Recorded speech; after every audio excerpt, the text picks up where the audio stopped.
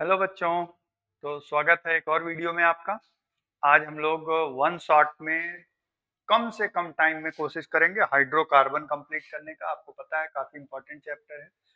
Organic में GOC के बाद अगर देखोगे तो सबसे बड़ा चैप्टर है, इसमें अल्केन, अल्कीन, अल्काइन, बेंजीन सब पढ़ना है। और इसमें जो मैकेनिज्म्स पढ़ने होते हैं E1, E2, है ना, इलेक्ट्रोफिलिक एडिशन, जिसका और भी जगह यूज होता है। तो इसको चलो विदाउट वेस्टिंग टाइम फटाफट शुरू करते हैं। मैं बार बार हर वीडियो में कहता हूँ पढ़ के वीडियो देखना, और तभी फायदा करेगा। पढ़ के देखोगे, जो पॉइंट आपसे मिस हो रहा है, याद नहीं आ रहा, उसको वीडियो पॉज करके कॉपी में नोट करोगे, उसको डिटेल में फिर से देखोगे, तब आपका कंप्लीट रिवीजन हो जाएगा। ठीक है, चलिए अब स्टार्ट कर लेते हैं। तो सबसे पहले हम लोग करेंगे एल्केन। इसमें तीन पार्ट हैं, एल्केन, एल्कीन, एल्काइन, और एल्काइन के साथ ही एरोमेटिक हाइड्रोकार्बन। तो पहले एल्केन, जिसमें हमें पता है प्रिपरेशन पढ़ना और रिएक्शन पढ़ने हैं। तो आइए प्रिपरेशन में देखा जाए। एल्केन को सबसे पहले हम बनाते हैं अनसैचुरेटेड हाइड्रोकार्बन से। बच्चों, अनसैचुरेटेड हाइड्रोकार्बन का मतलब जैसे हमने लिया RCH double bond CH2, triple bond भी हो सकता है। अब यहाँ पर ले लिया मैंने हाइड्रोजन, और different reducing agent PD, PT, राइने, निकल, है ना, ये सब ले सकते हैं। तो यहाँ बन जाएगा RCH2CH3, एल्केन बन गया। अब इसमें क्या बातें याद रखनी है? Hydrogenation is exothermic in nature. Total heat evolved to hydrogenate 1 mole of unsaturated compound is called heat of hydrogenation। और ये इंपॉर्टेंट बात है, स्टेबिलिटी ऑफ एल्कीन, इसकी स्टेबिलिटी डिसाइड होती है हीट ऑफ हाइड्रोजनेशन से, इनवर्सली प्रोपोर्शनल टू HOH। तो ये पहला तरीका हो गया हमारे पास। दूसरा तरीका है वुड्स रिएक्शन। वुड्स रिएक्शन में क्या होता है बच्चों? हमने लिया RX प्लस हमने लिया सोडियम प्लस हमने लिया X और R, बन गया क्या? R और R प्लस NaX, ये बन गया। ठीक है, बस इसमें हमें ध्यान क्या रखना होता है? इसमें हमें ध्यान ये रखना होता है कि ये जो RX है that should not be 3 degree, क्योंकि 3 डिग्री अगर ये लोगे तो 3 डिग्री आसानी से क्या दे देता है बच्चों? एलिमिनेशन। और एलिमिनेशन देगा तो वो आसानी से क्या बना लेगा? एल्कीन बना लेगा, एल्कीन प्रोडक्ट बन जाएगा। इसलिए हम लोग इसको 3 डिग्री यूज नहीं करते हैं। ठीक है, the alkyl halide should be 1 or 2 degree, 3 degree RX SN2, and free radical coupling is not possible due to steric factor। एक तो एल्कीन बना लेगा, और देखो ये क्या कह रहे हैं, स्टेरिक मतलब जब 3 डिग्री रहेगा फ्री रेडिकल, क्योंकि फ्री रेडिकल मैकेनिज्म से जाता है, free radical and ionic mechanism. अब ये 3 डिग्री फ्री रेडिकल और दूसरा भी 3 डिग्री फ्री रेडिकल, तो स्टेरिक फैक्टर की वजह से ये 3 डिग्री की कपलिंग पॉसिबल नहीं होती है। तो ये लोग एलिमिनेट करके किसमें चले जाते हैं? एल्कीन में। इसलिए 3 डिग्री यूज नहीं करना चाहिए। ठीक है, और इससे हम लोग कौन सा एल्केन बनाते हैं? Symmetrical even number. Odd number बनाओगे तो बनेगा, बट मिक्सचर बनेगा, और मिक्सचर बनेगा जिसको सेपरेट करना मुश्किल होगा। ठीक है, अब आइए, ये क्या है? Alkyl halide. एल्काइल हैलाइड का मतलब है RX प्लस हाइड्रोजन आपने ले लिया, बन गया RH प्लस HX, ये बन गया अल्काइल हैलाइड। अब इस काम के लिए जो रिड्यूसिंग एजेंट है वो बहुत सारे हैं, इसलिए सबका नाम लिख दिया गया है। ZnHCl, ZnCu couple in water, ZnCu couple in acetic acid, ZnCu couple in alcohol, NaHgHCl, AlHg in water, TPH triphenyl tin hydride, NaBH4, LiLH4, कोई भी ले सकते हैं। ये वाला जो है 1 डिग्री, 2 डिग्री एंड 3 डिग्री को आसानी से सबको रिड्यूस कर देता है। तो ये अच्छे रिड्यूसिंग में से एक है। कौन? TPH। Soda lime. Soda lime से रिएक्शन में बच्चों हम लोग लेते हैं RCOONA प्लस हमने ले लिया NaOH in presence of CaO and heat, this will give Na2CO3 and alkane RH plus Na2CO3, ये बन गया। अब इसमें क्या ध्यान रखना है, देख ही रहे हो, ये जितने कार्बन का सॉल्ट लोगे एक कार्बन इधर चला जाएगा तो उससे एक कम कार्बन का बनेगा। This is called decarboxylation reaction. यहाँ पर याद रखना है, यहाँ पर जो हम लोग लेते हैं वो NaOH और CaO का मिक्सचर लेते हैं। This mixture is called soda lime, and soda lime not deliquescent. अकेले NaOH डेलिक्वेसेंट कंपाउंड है। डेलिक्वेसेंट मतलब मॉइस्चर एब्जॉर्ब करके उसी में घुल जाना। सोडा लाइम डेलिक्वेसेंट नहीं होता है। सोडा लाइम डेलिक्वेसेंट नहीं होता है, इसलिए सोडा लाइम को यूज किया जाता है। अकेले NaOH डेलिक्वेसेंट होता है। तो यही यहाँ पे लिखा है, if n number of carbon present in carboxylic acid then n-1 carbon present in alkene, एक कार्बन कम हो जाएगा। Kolbe electrolysis method, this is important reaction बच्चों, इंपॉर्टेंट मेथड है। इसके अंदर क्या देखना है आपको, देखिए जैसे मैंने लिया CH3COOK एक्वस कंडीशन में बच्चों, तो यहाँ पर इलेक्ट्रोलिसिस किया, यहाँ पर क्या किया मैंने, इलेक्ट्रोलिसिस किया। अब इलेक्ट्रोलिसिस किया तो बन जाएगा C2H6 plus CO2 plus hydrogen plus KOH, ये बनेगा। अब यहाँ पर क्या ध्यान देना है, ये दोनों लोग एनोड पे बनते हैं, कहीं कहीं लिखा ये दोनों कैथोड पे बनते हैं, लेकिन मैं लिखता हूँ ये कैथोड पे बनता है, और ये कैथोडिक सोल्यूशन में रहेगा, सोल्यूशन के अंदर रहेगा। और चूंकि ये KOH बन रहा है इसलिए pH क्या होता है, बढ़ता जाता है जैसे जैसे बनेगा। इस रिएक्शन का छोटा सा मैकेनिज्म भी आपके सिलेबस में है, तो जरा जल्दी से देख लेते हैं। क्या होता है, जब आप इसको CH3COOK इसको आप इलेक्ट्रोलिसिस करते हो तो सबसे पहले टूटेगा K प्लस ऐसे, और वाटर भी है तो वाटर ब्रेक होगा, क्या देगा बच्चों, H plus and OH minus, ठीक है, H plus and OH minus. अब अगर आप देखो कि कैथोड और एनोड पे क्या चीजें होने वाली हैं, सबसे पहले देखो कैथोड पर क्या होगा, हमें ये पता होना चाहिए कैथोड पर जिस सिस्टम का SRP ज्यादा होता है वो कैथोड पर डिस्चार्ज होता है, तो K प्लस और H प्लस जाएगा, इसका -2.9 के आसपास होता है, इसका 0 होता है, तो ये डिस्चार्ज होगा 2H plus plus 2 electron, this will give hydrogen gas at cathode, यही कैथोड पर है। एनोड पर अगर देखोगे तो एनोड का रिएक्शन आपके लिए ज्यादा इंपॉर्टेंट है। इन दोनों में डिस्चार्ज कौन होगा, ये डिस्चार्ज होगा इसमें और OH माइनस में, तो डिस्चार्ज जब होगा देखो 2CH3COO माइनस, ये दो इलेक्ट्रॉन लूज करेगा, एनोड पे ऑक्सीडेशन होता है तो बनेगा 2CH3COO फ्री रेडिकल, क्योंकि दो इलेक्ट्रॉन इसमें है और दो है तो चार होंगे, दो निकल गए तो एक एक इलेक्ट्रॉन बचेंगे। अब इसमें क्या होता है जरा ध्यान से देख लेना इस बात को, CH3COO free radical, CH3COO free radical. अब क्या होता है बच्चों, ये फ्री रेडिकल यहाँ पर बॉन्ड बनाने लगता है और ये वाला इलेक्ट्रॉन यहाँ, तो ये CO2 निकल गया, ठीक, ये वाला इलेक्ट्रॉन यहाँ, इसका एक इलेक्ट्रॉन यहाँ, तो ये निकल गया, और ये जो बॉन्ड बचा, वो इलेक्ट्रॉन बचा वो यहाँ बॉन्ड बना लेगा, तो C2H6 निकल जाएगा, CO2 कहाँ पर, एनोड पर। अब यहाँ पर बचा हुआ OH माइनस और K प्लस, तो दोनों लोग KOH बना लेंगे, KOH बन रहा है तो जैसे जैसे अल्केन बनता है वैसे वैसे सोल्यूशन का pH बढ़ता जाता है।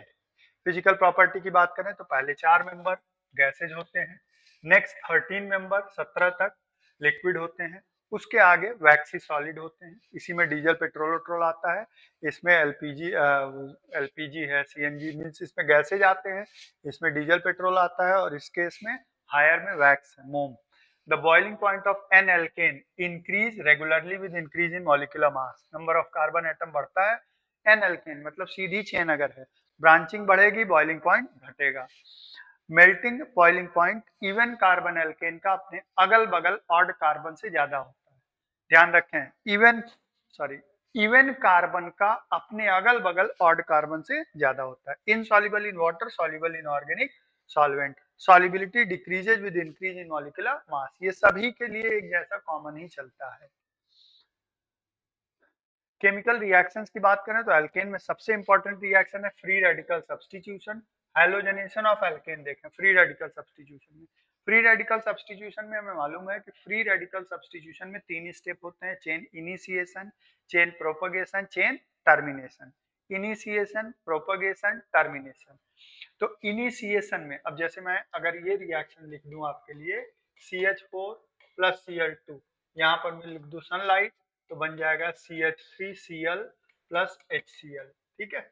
अब CH3Cl plus Cl2, CH2Cl2 plus HCl बन जाएगा बच्चों, फिर लिख दूं CH2Cl2 plus Cl2 again, this will give CHCl3 plus HCl, और CHCl3 plus Cl2 again, this will give CCl4 and HCl, ये होता है, ठीक है।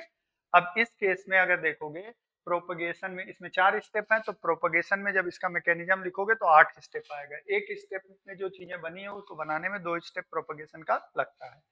अब आइए, इनिशिएशन एंडोथर्मिक स्टेप होता है, क्योंकि इसमें न्यूट्रल स्पीसीज को फ्री रेडिकल में कन्वर्ट करना है, मतलब स्टेबल स्पीसीज को अनस्टेबल में कन्वर्ट करना है, तो this will be endothermic. Propagation होता है, प्रोपगेशन में क्या होता है मैंने बता दिया। टर्मिनेशन, अब इसका पूरा मैकेनिज्म हम लोग नहीं पढ़ रहे हैं, वी आर रिवाइजिंग फास्ट, ठीक है ना, तो आपको पढ़ के बैठना है। Termination is always exothermic step, क्योंकि टर्मिनेशन में जो अनस्टेबल स्पीसीज फ्री रेडिकल्स होते हैं दे फॉर्म मॉलिक्यूल्स, कंपाउंड बनाते हैं, मॉलिक्यूल बनाते हैं, इसलिए exothermic. Bond formation is exothermic. Reactivity halogens की F2Cl2 Br2 I2 होती है, ये इतना रिएक्टिव होता है कि इवन डार्क में भी रिएक्ट कर जाता है। रिएक्टिविटी ऑफ, अगर हाइड्रोजन देखें 3 डिग्री 2 डिग्री 1 डिग्री, क्योंकि 3 डिग्री फ्री रेडिकल ज्यादा स्टेबल है। F2 alkanes react vigorously even in dark, room temperature पे भी रिएक्ट कर जाएगा डार्क में। आयोडीनेशन में, चूंकि आयोडीनेशन होगा तो HCl की जगह HI बनेगा, HI एक रिड्यूसिंग एजेंट है, रिएक्शन को रिवर्स कर देगा। इसलिए जब भी आयोडीनेशन करना है तो कोई ना कोई ऑक्सीडाइजिंग एजेंट ले लो, ताकि जो रिड्यूसिंग एजेंट बने उसको ऑक्सीडाइजिंग एजेंट कंज्यूम कर ले। Formation of alkyl free radical is rate determining step, simple है। जो एंडोथर्मिक स्टेप होगा वो बहुत स्लो होगा, और जब स्लो होगा तो वो रेट डिटर्मिनिंग या RDS होगा। This is very important point, ध्यान देना। when equimolar amount of methane and CO2, इसको भी जरा ध्यान से सुन लीजिए, कई बार ऐसे पूछते हैं, इंपॉर्टेंट चीज है। अगर दोनों बराबर हैं देन मिक्सचर ऑफ 4 प्रोडक्ट, अगर इन दोनों का अमाउंट बराबर है, चारों प्रोडक्ट बराबर बराबर करीब बनते हैं। लेकिन when we take excess of methane, अगर ये एक्सेस में है तो यही प्रोडक्ट सबसे ज्यादा बनेगा, ये एक्सेस में है तो सबसे ज्यादा CCl4 बनेगा, ठीक है। Bromination is less reactive and more selective than chlorination. अब सेलेक्टिविटी रिएक्टिविटी रूल से आपको कोई खास मतलब यहाँ नहीं है, ये ध्यान रखना हूँ। ब्रोमिनेशन जो होता है उसकी रिएक्टिविटी कम है और क्लोरीनेशन की ज्यादा है, देखिए यहाँ लिखा हुआ है।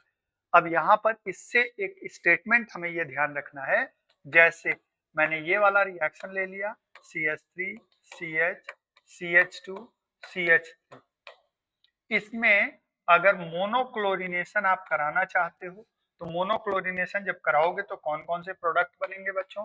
प्रोडक्ट जितने टाइप के हाइड्रोजन दिख रहे हैं उतने टाइप के आप प्रोडक्ट बना दो।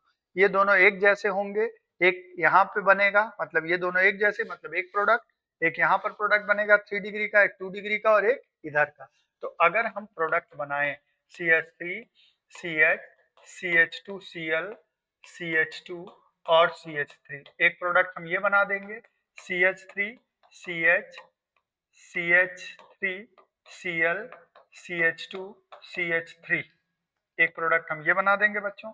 लास्ट ईयर की अगर बात करें तो लास्ट ईयर यही 2 मिथाइल ब्यूटेन ही आपसे पूछा गया है 2025 के एग्जाम में। CH3 CH CH3 CH CH3 और यहाँ बन जाएगा CH3, यहाँ हो जाएगा Cl, ठीक है। यहाँ पर क्लोरीनेशन, और एक बार इधर बना दें CH3 CH CH3 CH2 CH2 Cl, ठीक है, ये हर जगह लगा दिया, 4 प्रोडक्ट बने।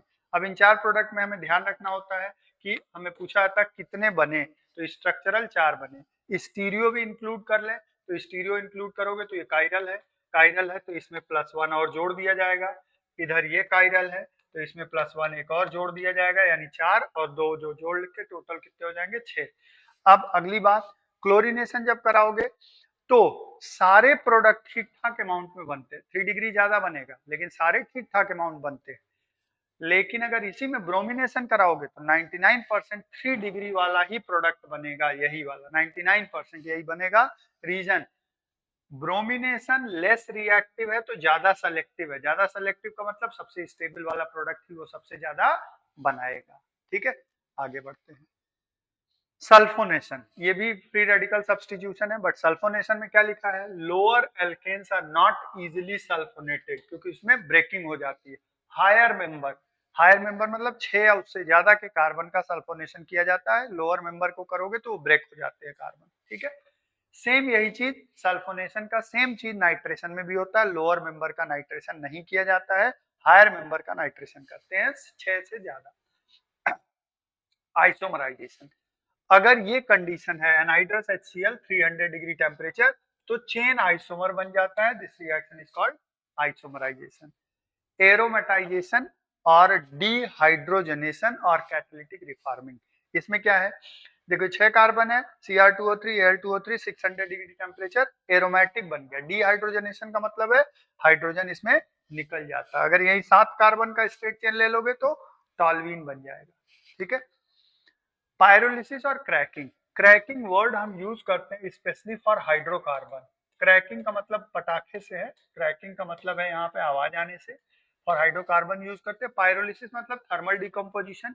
इस रिएक्शन में जैसे मैंने CH4 को 1000 डिग्री हीट कर दिया तो यहाँ बन जाएगा C+2H2। अगर यही CH4 को हमने 1500 डिग्री हीट कर दिया तो बन जाएगा C2H2 प्लस हाइड्रोजन, ठीक है।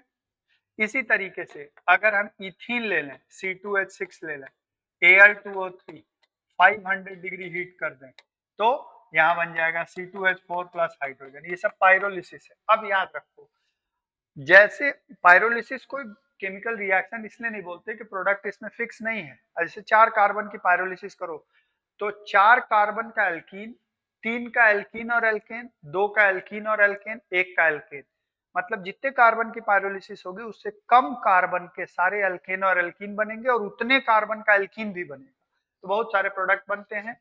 और पायरोलिसिस एक फ्री रेडिकल मैकेनिज्म फॉलो करने वाला सिस्टम है। रिएक्शन विद स्टीम, इसमें कुछ नहीं है, CO+H2 बनता है, कोई ऐसी दिक्कत की बात नहीं। कंबस्शन, कंबस्शन का मतलब है किसी भी हाइड्रोकार्बन का अगर हम कंबस्शन करते हैं तो एक जनरल फार्मूला हम सीधे एल्केन वाला लिखते हैं, CnH2n+2 plus Cn+1/2O2, this will give NCO2 n+1H2O। ये बैलेंस इक्वेशन है। कंबस्शन का मतलब है कंप्लीट ऑक्सीडेशन, जिसमें क्या होता है CO2 और वाटर बन जाता है। जितना, अब इसमें क्या लिखा है, more branched alkanes are more stable have lower heat of combustion. जितनी ब्रांचिंग होगी हीट ऑफ कंबस्शन क्या होगा, कम। हायर, अब देखिए यहाँ पर क्या है, अमाउंट ऑफ हीट लिबरेटेड, मतलब ये कैसा है, एक्सोथर्मिक नेचर का है। 1 मोल हाइड्रोकार्बन को बर्न करने पर जो total amount of heat liberate होगी that is called heat of combustion. Higher homologue have higher heat of combustion, मतलब जितना CH2 बढ़ता जाएगा, CH2 बढ़ता जाएगा उसका हीट ऑफ कंबस्शन बढ़ता जाएगा। मोर स्ट्रेन्ड रिंग हैव हायर, जिस रिंग में हायर स्ट्रेन होगा, स्ट्रेन का मतलब बॉन्ड एंगल कम होगा, उसमें हीट ऑफ कंबस्शन ज्यादा होगा।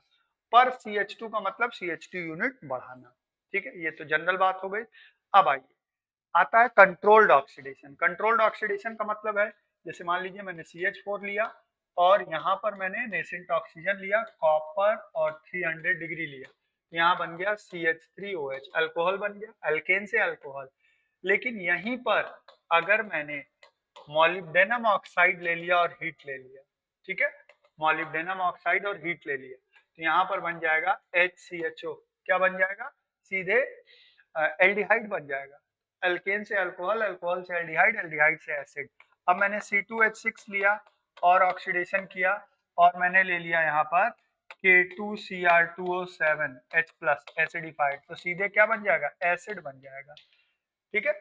यानी एल्केन से अल्कोहल, अल्कोहल से एल्डिहाइड, एल्डिहाइड से एसिड। लेकिन depending on the oxidising agent direct भी बन सकता है। लेकिन एक बात ध्यान रखना, अगर यहाँ पर 3 डिग्री है, जैसे ये 3 डिग्री है अल्कोहल, 3 डिग्री एल्केन, ठीक है, 3 डिग्री है ये, सपोज ये है, ठीक। अब इसको अगर ऑक्सीडाइज करोगे और आपने स्ट्रॉन्ग ऑक्सीडाइजिंग एजेंट KMnO4 भी लिया है, तब भी ये जिस कार्बन को ऑक्सीडाइज होना होता है उस पे अगर हाइड्रोजन कम है तो उसका ऑक्सीडेशन कठिन होता है। तो इसको ऑक्सीडाइज होना है तो इसे तो अल्कोहल बनेगा, ये नहीं कि क्या जनरली KMnO4 में एसिड बन जाना चाहिए, लेकिन यहाँ 3 डिग्री है तो सिर्फ अल्कोहल बनेगा। ओके, अब हम पहुंच गए, ये एल्कीन है, एल्केन यहाँ खत्म किया। एल्केन में देखो एक चीज रह गई, क्या, एल्केन में वो रह गया जिसको हम लोग कहते हैं गाउचे फॉर्म और कन्फॉर्मेशनल आइसोमर। तो कन्फॉर्मेशनल आइसोमर हम लोग आइसोमेरिज्म के साथ देखते हैं, इसलिए हमने यहाँ नहीं दिया है। अब एल्कीन में आइए। एल्कीन, आपको मालूम है हाइड्रोकार्बन में सबसे इंपॉर्टेंट पार्ट क्या है? एल्कीन ही है। एल्कीन में partial reduction of alkyne. Partial reduction का मतलब है कि आप देखिए, जैसे मैंने लिया आर सी सी और आर, पार्शियल रिडक्शन करोगे तो एल्कीन बनेगा, कंप्लीट रिडक्शन करोगे तो सीधा एल्केन बन जाएगा। अब यहाँ पर देखो क्या लिया गया, PdH2 और BaSO4 या CaCO3 या चारकोल, कोक ले लेते हैं, कार्बन ले लेते हैं, तो ये दे देगा RCH double bond C R और H, सिस एल्कीन बनता है। इसको लिंडलार्स कैटलिस्ट बोलते हैं। यहाँ पर PD क्या है? Catalyst. BaSO4 CaCO3 in boiling xylene या क्विनोलिन, ये लोग पॉइजन का काम करते हैं जो एल्केन नहीं बनाने देते हैं। बर्च रिडक्शन, इसमें ट्रांस बनता है। सेम रिएक्शन अगर कराओगे RCR और यहाँ पर हमने लिक्विड अमोनिया ले लिया, लिथियम और सोडियम ले लिया, ठीक है, तो यहाँ पर बनेगा ट्रांस, यहाँ पर बनेगा ट्रांस। फ्री रेडिकल मैकेनिज्म को फॉलो करता है, एंटी एडिशन, लेकिन ये सब डिटेल आपके यहाँ कोई मतलब नहीं है, तो सीधा ये समझो बर्च रिडक्शन में ट्रांस बनता है। डिहाइड्रोहैलोजनेशन, डिहाइड्रोहैलोजनेशन मतलब हैलोजन और हाइड्रोजन, मतलब जैसे लिया मैंने RCH2CH2Br, ये लिया, और मैंने ले लिया अल्कोहलिक KOH। अब मैकेनिज्म नहीं पढ़ रहे हैं यहाँ बच्चों, ध्यान दीजिएगा आप। ये बन गया एल्कीन प्लस क्या बन गया? वाटर प्लस बन गया KBr, ये होता है, ठीक। यहाँ से हाइड्रोजन भी निकला और यहाँ से हाइड्रोजन निकला, इसलिए कहते हैं डिहाइड्रोहैलोजनेशन। ये एक टाइप का डिहाइड्रोहैलोजनेशन में हाइड्रोजन और हाइड्रोजन दोनों निकलता है। ये एक बीटा एलिमिनेशन है, मतलब ये अल्फा हुआ तो ये बीटा से निकल रहा है हाइड्रोजन, इसलिए beta elimination. Strong basic condition होनी चाहिए, alcoholic KOH, NaNH2, TBuOK, tertiary potassium butoxide. E2 elimination होता है ये। E2 एलिमिनेशन में कोई रीअरेंजमेंट नहीं होता है, ट्रांजिशन स्टेट बनता है। इसका प्रोडक्ट सेटिजफ भी बन सकता है, जेटसेफ भी बन सकता है, डिपेंडिंग ऑन कि ये Br कहाँ पर है, कौन सा हाइड्रोजन आप निकाल रहे हो। क्यों? क्योंकि इसमें रीअरेंजमेंट नहीं कर सकते, ठीक है। तो ये होता है डिहाइड्रोहैलोजनेशन। अब आइए डिहाइड्रोहैलोजनेशन ऑफ विसिनल डाइहैलाइड। विसिनल डाइहैलाइड का मतलब अगल बगल, CH3 CH2Br। यहाँ पर मैंने ले लिया जिंक और हीट कर दिया, तो यहाँ का Br यहाँ का Br निकल गया, RCH डबल बॉन्ड CH2 आ गया प्लस ZnBr2 आ गया।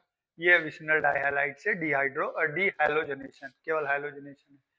अब dehydration of alcohol, this is very important reaction in alkene as well as in alcohol also. Alcohol में भी ये पढ़ना होता है, तो यही सेम चीज है। इसमें क्या होता है, हमने लिया RCH2 CH2OH और यहाँ पर मैंने ले लिया H प्लस और हीट, तो एक जगह से OH और एक जगह से H निकल गया और क्या बन गया? RCH double bond CH2। बस इसमें क्या ध्यान देना है, अब हमने लिखा R, अब मैं थोड़ा एक छोटा सा रीअरेंजमेंट वाला पॉइंट बता देता हूँ, CH3 CH CH3 CH2 और CH2 को एक ही साथ ऐसा पॉइंट बता दें जो ज्यादा क्लियर कर दे। CH3 CH3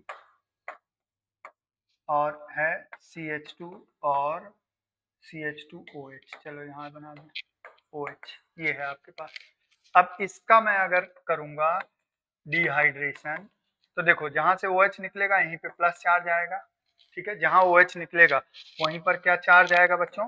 प्लस चार्ज आएगा। और जैसे ही प्लस चार्ज आएगा, प्लस चार्ज अपनी स्टेबिलिटी को बढ़ाने के लिए, हम लोग अभी पढ़े थे एक पिछले वाले पॉइंट में कि कार्बोकैटायन रीअरेंजमेंट करता है, तो ये मिथाइल इधर शिफ्ट हो जाएगा, मिथाइल शिफ्ट हो गया तो CH3। मैंने कहा था आपको मैकेनिज्म नहीं बता रहा हूँ, लेकिन थोड़ा सा बता दे रहा हूँ, बस इतना ध्यान रखना। ये हो गया प्लस। अब इसके बीटा, यहाँ से हाइड्रोजन निकाल के आप क्या बना दोगे? एल्कीन बना दोगे, CH3 डबल बॉन्ड CH और CH3, ये एल्कीन बन जाएगा। तो यहाँ पर रीअरेंजमेंट पॉसिबल है। बीटा एलिमिनेशन ये भी है, इसको E1 कहते हैं। E1 का मतलब है rate of reaction depends on substrate only not on attacking reagent. E2 का मतलब दोनों पे डिपेंड करना। एसिडिक कंडीशन का मतलब ये चीजें लिखी हो, हाई टेम्परेचर भी इसमें चाहिए होता है। एसिडिक कंडीशन के साथ हाई टेम्परेचर रिक्वायर्ड, कार्बोकैटायन बनता है, रीअरेंजमेंट पॉसिबल होता है, सेटिज ऑफ प्रोडक्ट ही बनेगा। क्यों? क्योंकि इसमें रीअरेंजमेंट कर सकते हो और E2 में रीअरेंजमेंट नहीं कर सकते, तो सेटिज ऑफ हाफ में दोनों पॉसिबल है।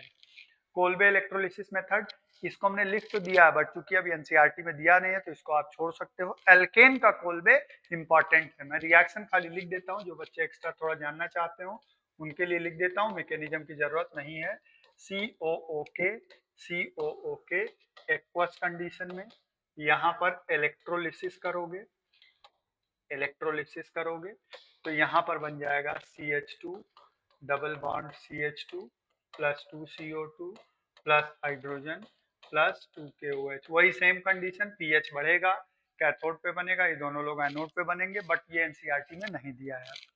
अब आ जाते हैं chemical reactions of alkene. Alkene कौन सा रिएक्शन देता है? इलेक्ट्रोफिलिक एडिशन, क्योंकि एल्कीन के पास पाई बॉन्ड है, लूज इलेक्ट्रॉन क्लाउड है, तो इस पे इलेक्ट्रोफाइल इजिली अटैक कर सकता है, और पाई बॉन्ड पे जब अटैक करेगा तो एडिशन देगा, तो इलेक्ट्रोफिलिक एडिशन। एल्कीन एल्काइन दोनों इलेक्ट्रोफिलिक एडिशन देते हैं। देखिए इलेक्ट्रोफाइल आके अटैक हुआ है, प्लस चार्ज यहाँ आया होगा तो बाद में न्यूक्लियोफाइल ऐड हुआ। अब इसमें मार्कोनिकॉफ और एंटी मार्कोनिकॉफ प्रोडक्ट बनता है। मार्कोनिकॉफ का मतलब है कार्बन, जिस कार्बन के पास डबल बॉन्ड वाले, जिस कार्बन के पास कम हाइड्रोजन है वहां पर नेगेटिव पार्ट अटैच होगा। जिस एंटी मार्कोनिकॉफ मतलब इसका जस्ट रिवर्स। तो मार्कोनिकॉफ रूल का कोई खास मतलब इसलिए नहीं है कि अगर आप मैकेनिज्म बनाओगे देखोगे तो जो स्टेबल कार्बोकैटायन, ठीक है, स्टेबल कार्बोकैटायन ही प्रोडक्ट बना रहा है तो वो मार्कोनिकॉफ रूल के हिसाब से बनता है। लेकिन जब हमने क्या कहा कि आपने कम हाइड्रोजन वाले कार्बन पर नेगेटिव पार्ट जोड़ दिया, ये नेगेटिव पॉजिटिव, तो इसको यहाँ जोड़ दिया मार्कोनिकॉफ। लेकिन अगर इसमें रीअरेंजमेंट करके प्रोडक्ट बना रहे हो तो वो मार्कोनिकॉफ नहीं है। मार्कोनिकॉफ सिंपल है कि जब बिना रीअरेंजमेंट के कम हाइड्रोजन वाले कार्बन पर कौन सा प्रोडक्ट लगा दें? नेगेटिव पार्ट, तो उसको कहते हैं मार्कोनिकॉफ रूल। ठीक है, presence of electron releasing group plus M minus M increases the reactivity. Reason simple है, क्योंकि जब ये इलेक्ट्रोफाइल ऐड होगा तो एक पे क्या आएगा? प्लस चार्ज, कार्बोकैटायन बनेगा, और कार्बोकैटायन की स्टेबिलिटी कौन बढ़ाएगा? Plus effect. हेलोजेंस का एडिशन देखा जाए, हेलोजन का एडिशन मतलब ऐसा कुछ, CH2 double bond CH2 plus मैंने ले लिया Br2 in presence of CCl4। देखिए बन गया CH2Br, और मैं लिख रहा हूं ऐसे, मैकेनिज्म नहीं बताने जा रहा, ऐसे लिखने का मतलब एंटी एडिशन होता है। तो हैलोजेंस में ब्रोमीन क्लोरीन ऐड होते हैं, एंटी विसिनल बनता है अगल बगल। Reaction use test for unsaturation, क्योंकि इसका कलर ब्राउन होता है और इसका कलर कलरलेस हो जाता है, इसलिए रिएक्शन टेस्ट फॉर अनसैचुरेशन है। एंटी एडिशन होता है, कोई रीअरेंजमेंट नहीं होता, ब्रिज्ड कटायन बनता है, इसके अंदर ब्रिज्ड कटायन बनता है। अब वो मैकेनिज्म यहाँ जरूरत आपको नहीं है, एनसीईआरटी में दिया भी नहीं है। अगला देखो, एडिशन ऑफ हाइड्रोजन हैलाइड। तो वही मैंने कहा, hydrogen halide Markovnikov rule follow करेगा। आप देखो अब मार्कोनिकॉफ में हम क्या है, हमने कहा कि Br यहाँ ऐड होगा, H यहाँ ऐड होगा, यही मार्कोनिकॉफ है। तो अब देखो क्या है, जब H को आप यहाँ ऐड करोगे तो कार्बोकैटायन यहाँ बनेगा 2 डिग्री, अगर H को यहाँ ऐड करोगे तो कार्बोकैटायन यहाँ बनेगा 1 डिग्री, तो 2 डिग्री वाला ज्यादा स्टेबल है, इसलिए 2 डिग्री वाला मेजर प्रोडक्ट बनाएगा, यही मार्कोनिकॉफ का कहना है। Addition of HBr in presence of peroxide, अगर कभी भी ऐसा हो जाए कि पेरोक्साइड के प्रेजेंस में हम करा रहे हैं तो फिर एंटी मार्कोनिकॉफ होता है, लेकिन पेरोक्साइड इफेक्ट सिर्फ काम करता है HBr में। यहाँ हमने लिख दिया पेरोक्साइड, तो यहाँ पर मेजर प्रोडक्ट बनेगा एंटी मार्कोनिकॉफ वाला, एंटी मार्कोनिकॉफ वाला मेजर बनेगा। मतलब जहां पर ज्यादा हाइड्रोजन है वहां पर ऐड होगा कौन? नेगेटिव पार्ट, ये माइनर बनेगा और ये मेजर बनेगा। ठीक है, ऐसा क्यों बना? ऐसा इसलिए बना कि पेरोक्साइड के प्रेजेंस में ये रिएक्शन जाता है फ्री रेडिकल एडिशन में, और फ्री रेडिकल एडिशन जो है वो सिर्फ किसके साथ होता है? HBr के साथ। रीजन, HCl हेट्रोलिसिस कर देता है, क्योंकि बॉन्ड एनर्जी ज्यादा है, वो हेट्रोलिसिस करेगा तो फ्री रेडिकल आसानी से नहीं बनेगा। आई फ्री रेडिकल इतना अनस्टेबल होता है कि तुरंत I2 बना लेता है, इसलिए ये सिर्फ HBr के साथ पॉसिबल है, परऑक्साइड इफेक्ट। हाँ, एक बात याद रखना, अगर कभी जैसे मैंने लिखा CF3C और CH2 ऐसा लिख दिया और इसमें मैं HCl जोड़ूं, तो यहाँ पर आप देखो CF3C H single bond CH2Cl ये होगा, Cl यहाँ ऐड होगा। ये भी कैसा फॉलो हुआ है, एंटी मार्कोनिकॉफ रूल फॉलो हुआ है। जब कभी भी बहुत तगड़ा -I डबल बॉन्ड से लगा हो तो हमेशा एंटी मार्कोनिकॉफ प्रोडक्ट बनेगा। क्यों? क्योंकि -I लगा होगा तो प्लस चार्ज यहाँ आना नहीं चाहेगा, तो ये एक्सेप्शन ध्यान रखना। आगे बढ़ते हैं, हाइपोहैलस एसिड का एडिशन। हाइपोहैलस एसिड मतलब ये भी MR एडिशन है, सिंपल सी बात है, HOCl और यहाँ पे RCHOH और CH2Cl, ये हाइपोहैलस एसिड का एडिशन HOCl का, प्लस और माइनस में Markovnikov addition simple. Concentrated sulphuric acid का एडिशन, तो कॉन्सेंट्रेटेड सल्फ्यूरिक एसिड के एडिशन में भी कैसा एडिशन है, MR एडिशन है, H2SO4। ये जब टूटता है तो ये देता है H प्लस OSO2OH माइनस, जो आप HSO4 माइनस लिखते हो उसका सही नाम यही है। तो यहाँ भी MR एडिशन है OSO2OH और CH, ये बनता है। कॉन्सेंट्रेटेड में डाइल्यूट होगा तो हाइड्रेशन हो जाएगा। अब आइए, this is very important reaction, अगर डाइल्यूट एसिड लिखा हो तो डाइल्यूट एसिड में देखिए ये हो जाएगा, आपने H प्लस लिखा और डाइल्यूट लिखा तो यहाँ पर वाटर ऐड होगा, और वाटर ऐड होगा तो इसको हम हाइड्रेशन बोलते हैं, वाटर ऐड होगा तो इसको हम हाइड्रेशन बोलते हैं। अब इसके अंदर क्या है, मार्कोनिकॉफ एडिशन, इंटरमीडिएट कार्बोकैटायन, तो रीअरेंजमेंट भी हो सकता है, रीअरेंजमेंट से प्रोडक्ट बनाना है। अगला है HBO, एक्सिन एडिशन होता है एंटी मार्कोनिकॉफ, इसीलिए इसके अंदर 1 डिग्री अल्कोहल प्रोडक्ट बनता है। यहाँ भी क्या लेते हैं हम लोग, ऐसे लिखते हैं, क्या लिखते हैं, B2H6 THF लिखते हैं, B2H6 THF, और सेकंड में लिखते हैं H2O2 एंड OH माइनस, तो यहाँ पर प्रोडक्ट बनता है RCH2CH2OH, 1 degree alcohol, anti Markovnikov product बनता है, ये भी हाइड्रेशन ही है। अब अगर हम देखें OMDM, तो मार्कोनिकॉफ प्रोडक्ट है लेकिन रीअरेंजमेंट पॉसिबल नहीं है। OMDM में क्या है, RCH2CH2, OMDM में पहला हम लोग क्या लिखते हैं, यहाँ पर HgOAc whole twice, HgOAc whole twice, और यहाँ लिखते हैं THF, यहाँ लिखते हैं सेकंड पर हम लोग वाटर NaBH4, ठीक है। तो इस केस में क्या प्रोडक्ट बनेगा, मार्कोनिकॉफ का प्रोडक्ट बनेगा, बट मार्कोनिकॉफ प्रोडक्ट रीअरेंजमेंट नहीं करेगा, ठीक है बच्चों। तो ये हो गया OMDM। नेक्स्ट पे आइए, ओजोनोलिसिस। अब देखो ओजोनोलिसिस क्या चीज है, ओजोनोलिसिस में कई बार हम लोग डिस्कस कर चुके हैं, सिंपल सा तरीका, रिडक्टिव एंड ऑक्सीडेटिव। अगर रिड्यूसिंग एजेंट है तो एल्डिहाइड और कीटोन बनेगा, ऑक्सीडाइजिंग एजेंट वहां पर रखा हुआ है तो प्रोडक्ट एसिड बन जाएगा।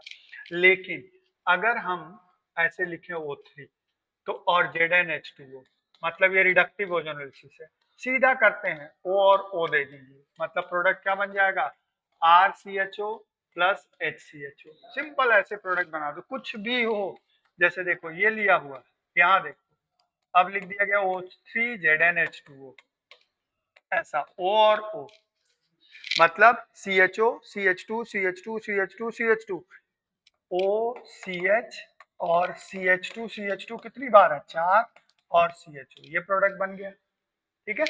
इसी तरीके से कोई भी प्रोडक्ट हो वो लगा देना बस, और अगर यहाँ ऑक्सीडाइजिंग एजेंट हो तो इसको किस में कन्वर्ट कर देना है, एसिड में। दूसरी बात, अगर कभी भी आपको रिएक्टेंट दिया हुआ है, प्रोडक्ट दिया हुआ है कि ये बन रहा है ओजोनोलिसिस का प्रोडक्ट, बताओ किस एल्कीन से बना होगा, तो आपको उसको ऐसे लिखना है कि O आमने सामने आ जाए, और जैसे ही O आमने सामने आएंगे O को हटाइए और क्या लगा दीजिए, डबल बॉन्ड, मतलब इस रिएक्शन की ओजोनोलिसिस से ये प्रोडक्ट बने होंगे। तो ये दो टाइप के, रिवर्स ओजोनोलिसिस कहते हैं और ये ओजोनोलिसिस है। ओजोनोलिसिस में अगर ऑक्सीडाइजिंग एजेंट है तो प्रोडक्ट एसिड बनेगा, रिड्यूसिंग एजेंट है तो प्रोडक्ट कार्बोनिल एल्डिहाइड और कीटोन बनेगा। Oxidation reaction. ऑक्सीडेशन की बात करें तो इसमें दो पार्ट होते हैं, एक को हम कहते हैं hydroxylation, first is called hydroxylation, और इसमें हम क्या यूज करते हैं, बेयर्स रिएजेंट यूज करते हैं। In this reaction we use Baeyer's reagent use करते हैं।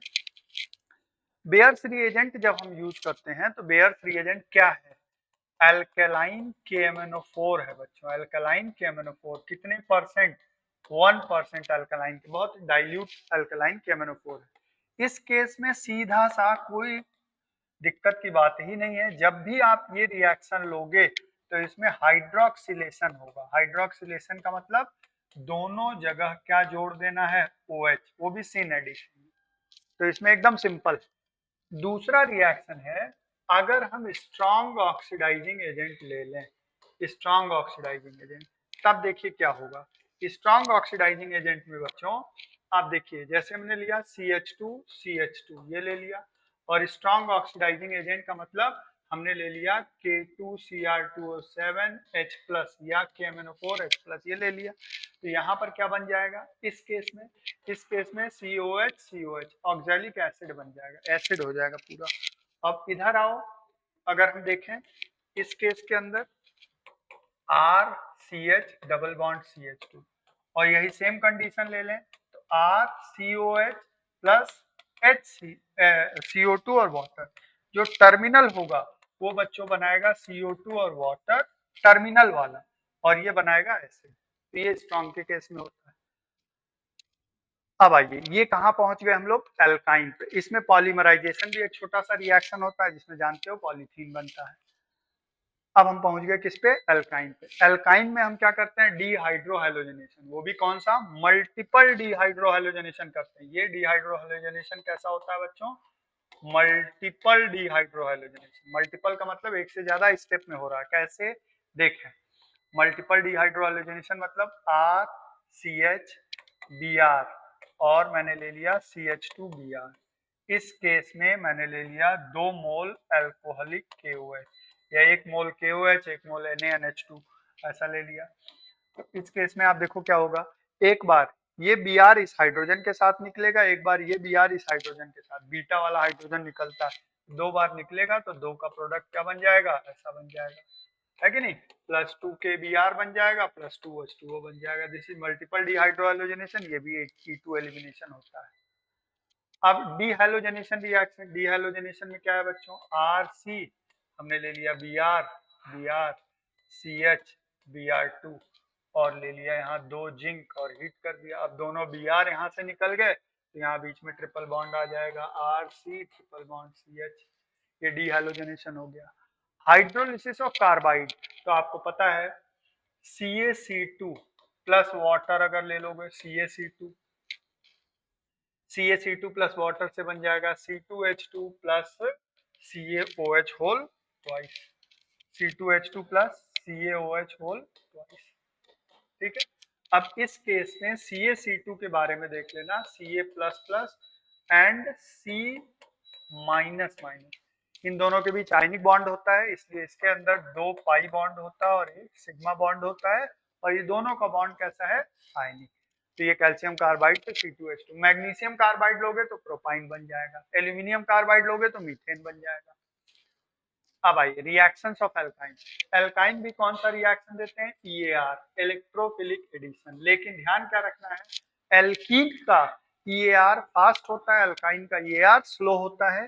रीजन, जब आप एल्कीन का EAR कराते हो तो एल्कीन के EAR में जैसे हम लोग इलेक्ट्रोफाइल ऐड किए, तो मान लो यहाँ ऐड किए, अब यहाँ ऐड किए तो RCH CH3 और यहाँ कौन सा चार्ज प्लस, ये इंटरमीडिएट बना। लेकिन एल्काइन का जब EAR कराओगे बच्चों तो एल्काइन के EAR में देखिए ये होगा, इसको यहाँ ऐड किया तो बना RC double bond CH2 plus localised charge, ये अनस्टेबल है और ये क्या है, स्टेबल है। तो जो ज्यादा स्टेबल होगा वही जल्दी बनेगा, इसलिए एल्काइन का EAR फास्ट होता है, एल्कीन का EAR स्लो होता है। एडिशन ऑफ हैलोजन, एल्काइंस में अगर हैलोजन का एडिशन कराओगे तो देखिए आपने लिया Cl2, पहले स्टेप में RCl RCCl और डबल बॉन्ड CH बनेगा। फिर अगले स्टेप में जब आओगे तो बनेगा RCCl Cl CH2 CHCl2। ठीक है, तो ये बन जाता है।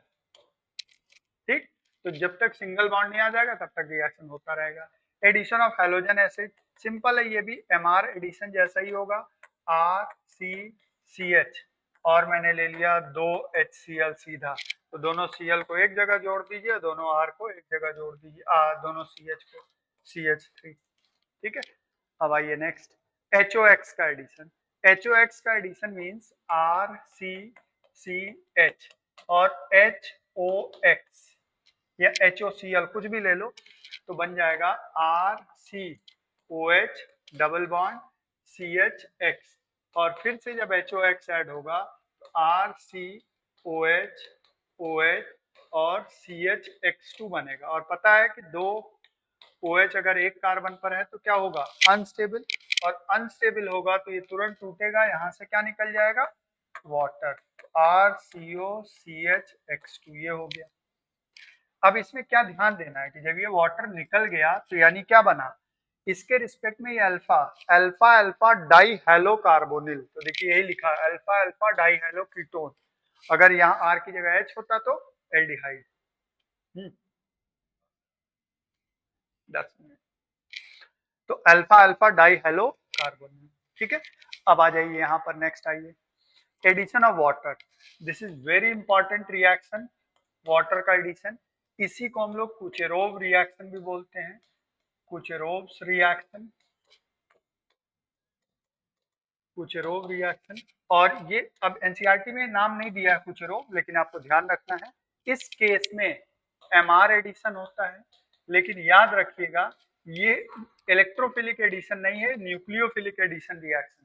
जब कभी भी मेटल आयन के प्रेजेंस में रिएक्शन होता है तो उसको हम लोग न्यूक्लियोफिलिक एडिशन कहते हैं, मेटल आयन के प्रेजेंस में। अब इसमें क्या है, आपने लिया RCCH और यहाँ पर लिख दिया Hg++ और H+, ठीक, तो बनेगा RCOH double bond CH2, OH और H। अब ये क्या चीज है, इनॉल, ये तुरंत किस में कन्वर्ट हो जाएगा, कीटो में, RCOCH, ये कीटो में कन्वर्ट हो जाएगा। अगर इथाइन है तो एल्डिहाइड बनेगा, बाकी सब में क्या बनेगा, कीटोन बनेगा। तो ये एक इंपॉर्टेंट रिएक्शन है। पॉलीमराइजेशन, पॉलीमराइजेशन में देखिए पॉलीमराइजेशन में ये तो विनाइल क्लोराइड का दिया, ये ट्रिपल बॉन्ड होना चाहिए, HCl ऐड किया फिर इसको पॉलीमराइज किया, इससे आपको कोई खास मतलब नहीं है। ऐसे देखिए रेड हॉट आयरन ट्यूब से 3 मोल इथाइन ट्राइमर बना लेता है। अगर यही चीज निकल या बेरियम का साइनाइड ले लोगे तो पॉलीमराइज होकर टेट्रामर बना लेगा, और ये होता है साइक्लिक पॉलीमराइजेशन। अब आइए एरोमेटिक हाइड्रोकार्बन, बेंजीन रिंग की बात कर ले जल्दी से। तो बेंजीन रिंग में सबसे पहले हम लोग यहाँ पर बेंजीन बनाने से पहले बेंजीन का मेन रिएक्शन समझ लेते हैं। बेंजीन के मेन रिएक्शन को हम कहते हैं ESR। तो थोड़ा सा रिएक्शन समझा दूं फिर इसको फटाफट, क्योंकि ये चैप्टर थोड़ा बड़ा है तो और जल्दी जल्दी हम लोग कर रहे हैं ताकि लिमिटेड टाइम में हम लोग इसको कर पाए। देखिए ये बेंजीन है, ठीक, और यहाँ पर आपने ऐड किया सपोज X2, तो ये बन जाता है इस तरीके से, है ना, इस तरीके से बन जाता है X और HX, H निकल जाता है। बेंजीन इलेक्ट्रोफिलिक रिएक्शन इसलिए देता है कि बेंजीन पर आसानी से इलेक्ट्रोफाइल आके अटैक करता है, बेंजीन के पास इलेक्ट्रॉन की डेंसिटी बहुत ज्यादा है, 3-3 पाई बॉन्ड। और सब्स्टिट्यूशन क्यों देता है, क्योंकि स्टेबल कंपाउंड सब्स्टिट्यूशन देते हैं, बेंजीन अगर एडिशन देगा तो इसकी एरोमेटिसिटी चली जाएगी, इसलिए एडिशन देना नहीं चाहता। तो जब ये इलेक्ट्रोफाइल आके अटैक करता है तो देखिए बच्चों ये रिएक्शन 3 स्टेप में कैसे होता है। ये है बेंजीन और यहाँ पर इलेक्ट्रोफाइल X से इलेक्ट्रोफाइल बना, X आकर जब यहाँ अटैक करेगा तो देखें ध्यान से समझिएगा, ये यहाँ पर H पहले से लगा है, यहाँ लग गया X और ये वाला बॉन्ड टूट के X के साथ बॉन्ड बन गया, यहाँ पर कौन सा चार्ज आ गया, प्लस। अब ये sp3 हो गया, इसकी एरोमेटिसिटी चली गई। This is called sigma complex, this is called sigma complex and this is RDS, this step is RDS because इसी स्टेप में रेट डिटरमाइन हो सकता है क्योंकि स्लोएस्ट है, एरोमेटिक कंपाउंड नॉन एरोमेटिक बन रहा है जो कि बहुत अनस्टेबल होगा एज कंपेयर टू एरोमेटिक, इसलिए ये सिग्मा कॉम्प्लेक्स बनाता है। सिग्मा कॉम्प्लेक्स जो है अपना एरोमेटिसिटी दिखाता है, आखिरी स्टेप में ये H हट के ये बॉन्ड यहाँ बन जाता है, तो फिर वापस एरोमेटिसिटी मिल जाती है, जो कि बहुत फास्ट रिएक्शन होता है। तो पहला स्टेप होता है जनरेशन ऑफ इलेक्ट्रोफाइल, दूसरा स्टेप होता है सिग्मा कॉम्प्लेक्स का फॉर्मेशन, तीसरा स्टेप होता है प्रोडक्ट फॉर्मेशन। तो अब यहाँ पर अगर देखें तो देखिए electrophilic substitution two step reaction, two step मतलब ये जनरेशन ऑफ इलेक्ट्रोफाइल और सिग्मा कॉम्प्लेक्स को एक साथ देखते हैं। फर्स्ट स्टेप में सिग्मा कॉम्प्लेक्स देखिए बनता है slow step, formation of sigma complex is rate determining step, transition state leading to occupy highest energy point in the energy diagram. ये लाइन ये कह रही है अगर एनर्जी डायग्राम बनाओगे तो ये जो सिग्मा कॉम्प्लेक्स का बनना है ये हाईएस्ट एनर्जी, सबसे ज्यादा एनर्जी पे होगा, यानी सबसे कम स्टेबल होगा, यानी जल्दी बनना नहीं चाहेगा, इसलिए स्लोएस्ट स्टेप होगा। Attack of electrophile on the benzene ring, वही हमने बताया, देखिए ये लिखा हुआ है। इसके बाद सेकंड स्टेप में loss of proton, loss of proton मतलब ये वाला H निकल जाएगा, ये बॉन्ड यहाँ मिल जाएगा, एरोमेटिसिटी वापस मिल जाएगी। ओके, अब आइए, अब इसके अंदर बहुत ध्यान देना भाई, नाइट्रेशन, सल्फोनेशन, हैलोजनेशन, ये सब चीजें हैं, तो मैं लिख देता हूं ऐसे ताकि आपको थोड़ा रिकॉल रहे। जैसे हम हैलोजनेशन की बात करें, हैलोजनेशन, तो हैलोजनेशन के अंदर इलेक्ट्रोफाइल क्या होता है Cl+। नाइट्रेशन की बात करें, नाइट्रेशन, तो नाइट्रेशन के अंदर इलेक्ट्रोफाइल क्या होता है NO2+। इसमें ध्यान देना नाइट्रेशन के अंदर HNO3 बेस जैसा काम करता है, H2SO4 एसिड जैसा काम करता है। सल्फोनेशन के अंदर अगर हम बात करेंगे तो SO3 इलेक्ट्रोफाइल होता है, और फ्रीडल क्राफ्ट एल्काइलेशन के अंदर, फ्रीडल क्राफ्ट एल्काइलेशन के अंदर कार्बोकैटायन इलेक्ट्रोफाइल होता है, तो यहाँ रीअरेंजमेंट भी पॉसिबल है। और फ्रीडल क्राफ्ट एसाइलेशन के अंदर का CH3CO+ एसाइलोनियम आयन इलेक्ट्रोफाइल होता है। इस केस में रीअरेंजमेंट पॉसिबल है, इस केस में रीअरेंजमेंट पॉसिबल है। ठीक है, तो फ्रीडल क्राफ्ट, जैसे मैं ये रिएक्शन अगर दिखाऊं आपको, ये रिएक्शन, ठीक, यहाँ पर लिख दूं propene CH3 CH double bond CH2 और यहाँ लिख दूं H+, तो ये भी एक इलेक्ट्रोफिलिक रिएक्शन है, ESR ही है, इसका प्रोडक्ट बनेगा क्यूमीन। देखिए कैसे बना होगा क्यूमीन, ये H+ यहाँ अटैक किया होगा, यहाँ कार्बोकैटायन बना होगा जो कि यहाँ अटैक किया होगा। अब कार्बोकैटायन अगर ऐसा बनता है जो रीअरेंज हो सकता है, तो रीअरेंजमेंट भी फ्रीडल क्राफ्ट अल्काइलेशन में पॉसिबल है। ठीक है, अब आ जाइए बेंजीन का अगला रिएक्शन, आगे रिएक्शन। अब बेंजीन कैसे बनाएंगे चलिए समझ लेते हैं, अभी तक हम लोग ESR समझे। बेंजीन कैसे बनाएंगे, अल्काइन से। अभी हमने कहा था 3C2H2 red hot iron tube, अभी अभी आपने पढ़ा है रेड हॉट आयरन ट्यूब, क्या बन गया C6H6। कैटालिटिक रिफॉर्मिंग, अभी हमने कहा था C6H14 Al2O3 Cr2O3, high temperature catalytic reforming या डिहाइड्रोजनेशन, बेंजीन बन गया और 4 हाइड्रोजन निकल गया। ठीक है, अब आइए नेक्स्ट, डीकार्बोक्सिलेशन। डीकार्बोक्सिलेशन से बेंजीन कैसे बनाओगे, देखिए ये रहा डीकार्बोक्सिलेशन, COONA, और आप यहाँ ले लोगे NaOH CaO एंड हीट, क्या बन गया, बेंजीन बन गया, नहीं बन गया, Na2CO3 निकल गया, कैसे, ये वाला और ये, और H आके लग गया। From benzene diazonium chloride, this is very important reaction, ध्यान रखने वाली बात है, कई बार ये रिएक्शन पूछा जाता है। Benzene diazonium chloride is N2Cl, अगर यहाँ C2H5OH या H3PO2 इनमें से कोई लोगे तो benzene diazonium chloride converted to benzene. Next पे आइए, reduction of phenol. Reduction of phenol मतलब ये हो गया OH और यहाँ ले लिया आपने जिंक डस्ट, तो यहाँ क्या बन जाएगा बच्चों, बेंजीन बन जाएगा। ठीक है, अगला देखिए, chemical reactions of benzene, nitration, sulphonation, Friedel craft halogenation, देखिए सब दिख रहा है, Friedel craft alkylation, Friedel Crafts acylation, ये हो गया। अब इधर देखिए, अगर D+ और D2O है तो C और D बॉन्ड स्ट्रांग होता है, इसलिए D लग जाएगा। ये रिएक्शन आपके यहाँ पर मतलब का नहीं है, ये भी अभी आगे समझोगे। ये दोनों हम लोग एल्डिहाइड और कीटोन जब रिवाइज करेंगे तो पढ़ेंगे, Gattermann synthesis, Gattermann coach synthesis, इससे आपको मतलब नहीं है, ठीक है। अब आइए, इसमें भी देखिए सारे रिएक्शन आपके काम के नहीं है, सिर्फ ये वाला रिएक्शन आपके काम का नहीं है, ये वाला, चूंकि ये पीपीटी जब बना रहे थे तो थोड़े आईआईटी वालों को भी पढ़ाना था, इस वजह से। अब यहाँ देखो H2 NiPD लेते हैं तो ये साइक्लोहेक्सेन बन जाएगा। लिक्विड सोडियम या लिक्विड लिथियम, लिक्विड अमोनिया के साथ सोडियम या लिथियम लेते हैं, बर्च रिडक्शन, ये बनता है। और अगर ये ले लिया तो बेंजीन हेक्साक्लोराइड बन जाता है। ओजोनोलिसिस में सिंपल है, ओजोनोलिसिस में अगर आप देखोगे हमने अभी जैसा बताया, ओ ओ ओ ओ ओ ओ, अब देखो CHO CHO CHO CHO CHO CHO, 3 CHO CHO बन गया। इसके बाद ये कंबस्शन हो गया, ये बहुत ध्यान रखना है, 450 और 300 डिग्री, 300 250 से 300, 450 हुआ मैलिक एनहाइड्राइड बनता है, 300 हुआ तो फिनॉल बनता है, इसका नाम होता है maleic anhydride. This is maleic anhydride, ठीक है, this is maleic anhydride, maleic anhydride. और अगर ऑक्सीडेशन करते हैं तो बेंजोक्विनोन बनता है। ये प्रोडक्ट जो है एनिलीन से भी यही बनता है, फिनॉल से भी यही बनता है। अब आइए, effect of substituent on the mono substituted benzene, ये क्या लिखा है, ये लिस्ट आप एक बार 2-3 बार पढ़ लेना, इसको रटने की जरूरत नहीं है। क्या है, हमने बताया है जब रेजोनेंस बताया था कि जो प्लस एम ग्रुप होते हैं वो रिंग को इलेक्ट्रॉन देते हैं, यानी they are ring activator and OP director. जो प्लस एम होते हैं, plus M groups, plus M, देखें यहां पर मान लो OH लगा, प्लस एम क्या होते हैं, ring activator, ring activator, OP director. मतलब आने वाले ग्रुप को वो कहां भेजेंगे, ऑर्थो पैरा पर, ऑर्थो पैरा पर।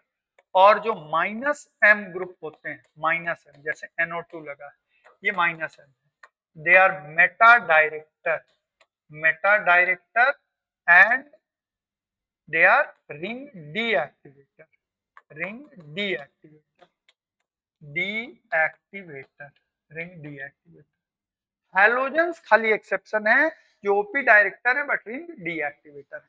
तो यही लिखा है कौन एक्टिवेटर बड़ा है, कौन एक्टिवेटर छोटा है। एक्टिवेटर होगा तो ओपी डायरेक्टर होगा, डीएक्टिवेटर होगा तो मेटा डायरेक्टर होगा, ठीक है। अच्छा, एक बात और समझ लो, रिंग पर बहुत बात ध्यान से, रिंग पर अगर कोई प्लस वाला ग्रुप है और माइनस वाला भी ग्रुप है, प्लस और माइनस दोनों है, ध्यान से सुनना, प्लस इज ऑलवेज डायरेक्टर, चाहे वो छोटा हो चाहे वो बड़ा हो। मान लीजिए CH3 है और NO2 है, तो this is director, plus is always director, ठीक है ना, प्लस और माइनस दोनों है। अच्छा, अब अगली बात, अगर किसी रिएक्शन में 1 2 3 प्रोडक्ट बन रहा हो, 1 2 3 प्रोडक्ट का मतलब होता है बच्चों इस तरीके का प्रोडक्ट बन रहा हो, जैसे मान लो यहाँ पर OH लगा है, यहाँ पर पहले से NO2 लगा है और यहाँ पर CH3 लगा है। अब मैंने यहाँ पर कोई ग्रुप X जोड़ना चाहा, तो ये ओपी डायरेक्टर है तो यहाँ पहला तो ब्लॉक है तो यहाँ जोड़ेगा, ये वाला प्रोडक्ट नहीं बनेगा क्योंकि 1 2 3 4 प्रोडक्ट पॉसिबल नहीं है। तो इस रिएक्शन का सिर्फ कौन सा प्रोडक्ट बनेगा, ये वाला बनेगा, OH, यहाँ X, यहाँ NO2 और यहाँ CH3। 1 2 3 4 प्रोडक्ट बनाओगे, अगल बगल 4, तो इतना अनस्टेबल होगा स्टेरिक हिंड्रेंस की वजह से, इसलिए वो नहीं बनेगा, ठीक है। तो अब ये आपने समझ लिया, ये वाला टेबल बहुत ध्यान से समझ लेना, ठीक।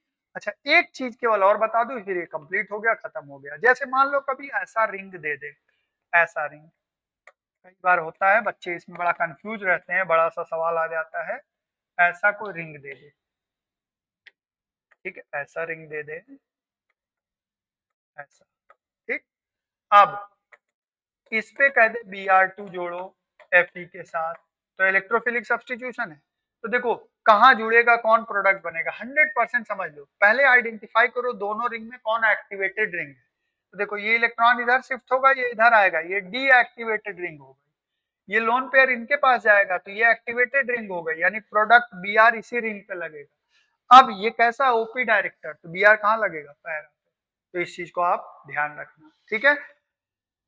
That's all about hydrocarbon. बहुत जल्दी जल्दी हम लोगों ने पढ़ा है, मैं फिर से रिपीट करूंगा। इस लेक्चर को जब देखना तो जिस पॉइंट में भी कंफ्यूजन हो वीडियो पॉज करके कॉपी में नोट करना, थियरी से डिटेल में उसको जरूर देखना।